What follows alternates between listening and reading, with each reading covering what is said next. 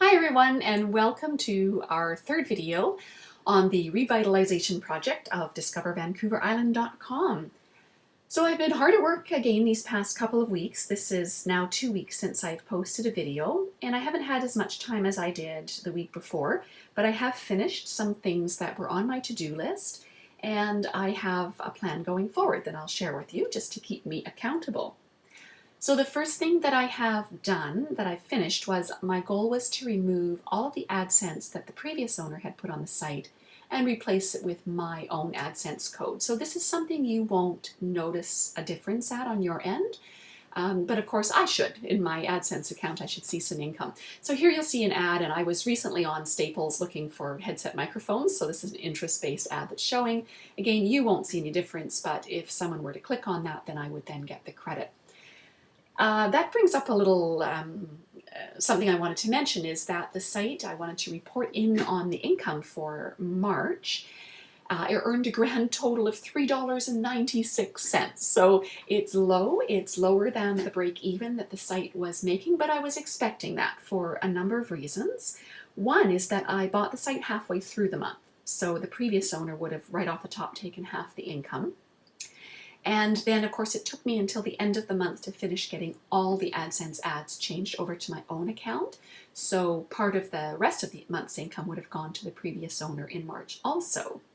And then I did remove the info links ads, and there's none here to show you, but you might recall that those were the green underlined ads, and usually it's just a couple of words that might have been underlined. For example, beautiful birds would have shown up in green, and that's just another advertising program.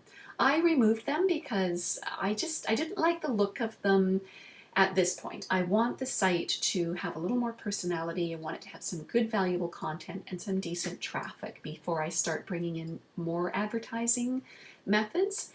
So those are all gone now, and that may have impacted the income as well. And finally, there were some affiliate links for Amazon. Amazon has an affiliate program called Amazon Associates, and I needed to change those out as well. So those are now carrying my affiliate link. I don't know that they brought in a lot of income. I suspect most of it was due to the AdSense and the info links change out. But that's my baseline now. I'm starting at about $4, which is not bad for a brand new site, because most brand new sites make no money for the first 6 to 12 months. So I'm going to be building from there.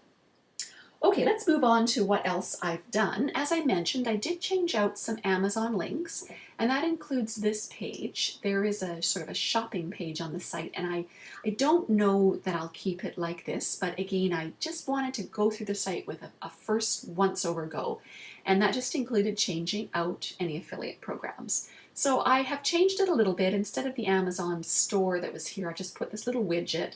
So you can search through here, you can click on the different pages and see different maps. And then there's one for books down here. So it's not very likely that anybody's going to find this page and purchase something, but just in terms of cleaning it up and getting the correct links in there, that's been done as well. Then the other page that I changed is this one that I mentioned in my last video, Vancouver Island News. And I don't know what the previous owner had actually called the page, but the content had nothing to do with actual news on Vancouver Island. So what I decided to do after looking up the keyword and seeing that it was all right, was I decided to actually make it about news. So I pulled in Google's news feed. This is basically a piece of code you can put here that just streams the news, so it keeps current with the latest news on the island. And then I did the same for Bing, and Bing is just another search engine. So that way visitors who have perhaps recently been to Vancouver Island and just want to stay in touch with the news that's going on here because they miss the island, they might find this of interest, or people who are about to come to the island and maybe want to just kind of get up to speed on what's happening here before they arrive. So this page may be useful for them. And then I just want to show you one sort of funny little thing. I noticed this on a number of pages. I think I mentioned that I've grown up on the island. I've lived here almost all my life. So I'm quite familiar with our local wildlife, and I came across this page on the Pacific Rim Whale Festival, and this beautiful photo of a humpback whale was labeled in the caption, "An orca killer whale." and I just cringed. I couldn't leave that there. So there's a few photos that were mislabeled or locations I could tell weren't right, and I just couldn't resist going in and tweaking them. So I just did some minor changes on the pages so that any visitors arriving on this page who might be marine biologists, they wouldn't think that I was, totally stupid. So that's all fixed up. And then the last thing I'll show you in this section before I talk about what I'm going to do next week is this page on travel links. And I think I mentioned this in my last video too. There were 2 pages of links. One, I believe, was called Web Friends or something generic like that. And it was just a page of completely irrelevant links to all kinds of odd sites. And because it had no value, no relevance to my visitors, that page went. This page is also going to go, but before I delete it, I just want to show you why. So you'll understand why I'm doing what I'm doing. This is a page of travel links, which, granted is somewhat more related because people who are traveling to the island might be interested in travel in general.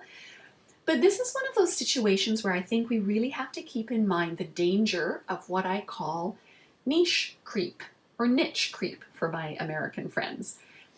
And that's what I call it when your site concept, in this case, Discover Vancouver Island, starts to get a little fluid around the edges, and you start to say, well, that's sort of related, and then before you know it, you have something that's sort of related to something that's sort of related to something that's kind of related to your site concept, and it's really not related at all anymore. And that's what's happened on this page. So this is a page of travel links. I don't like this for 2 reasons. One, I don't like pages of links. I don't believe the search engines look favorably on that. And it's really not useful to the visitor because if I'm interested in traveling, I'm probably not just going to scroll through this page of links. I'm going to be somewhere else looking for actual information on travel. So you can see there's France, there's Northern Ireland, there's Florida, Jamaica, Ohio. So lots and lots of locations that really have nothing to do with Vancouver Island. The type of link I might keep would be, for example, here's one, Eye on Vancouver. Now, for those who don't live locally, the city of Vancouver is not on Vancouver Island, but it's just across the water. It's a major city in the province. Someone visiting Vancouver Island may well be interested in what's going on in Vancouver because they might want to take a day trip or a weekend trip there while they're visiting the island. So that might be useful to my visitors. So I'd have a look at that site, and if I thought the content was good and it was useful, then I'm going to keep that link. But I'm going to take it off this page. This page itself is going to go because, as I mentioned, pages of links in and of themselves are not usually the best way to create links. Instead, I'm going to find an appropriate page on the site where I can weave it logically into the content, into the flow of what I'm saying, so that it might be a page about nearby things to do if you're visiting Vancouver Island, and perhaps you're interested in a day trip to Vancouver, and then I could naturally link out in context to that website. So that's just a little bit about why this page is going to go, and I will certainly come back and show you when I'm actually building these links what they look like and how it works a little bit better. So that's what I've been up to the last couple of weeks. Let me take you now into the back end to my keyword list because I can talk about what I'm going to do going forward. For those of you who also work on the SBI platform as I do, you'll recognize this as your master keyword list. And if you don't, you probably use some other tool like Word Tracker, for example, to generate a list of keywords. And if you don't, then you really need to do that because this is where it all happens behind the scenes. This is how I know what people are searching for and how often they're searching for it and what I should write my pages about. So I want to write pages that give information that people are actually looking for. So there's several things that this keyword list tells me. You'll see I've got just a little over 800. This list of keywords was generated by the previous owners, so I will be digging deeper and most likely generating some more keywords here. But one of the first things I'm going to do is I'm going to treat this site as though it were a brand new baby. I'm going to not start building right away, even though there are over 85 pages of content left after I took my axe to the site.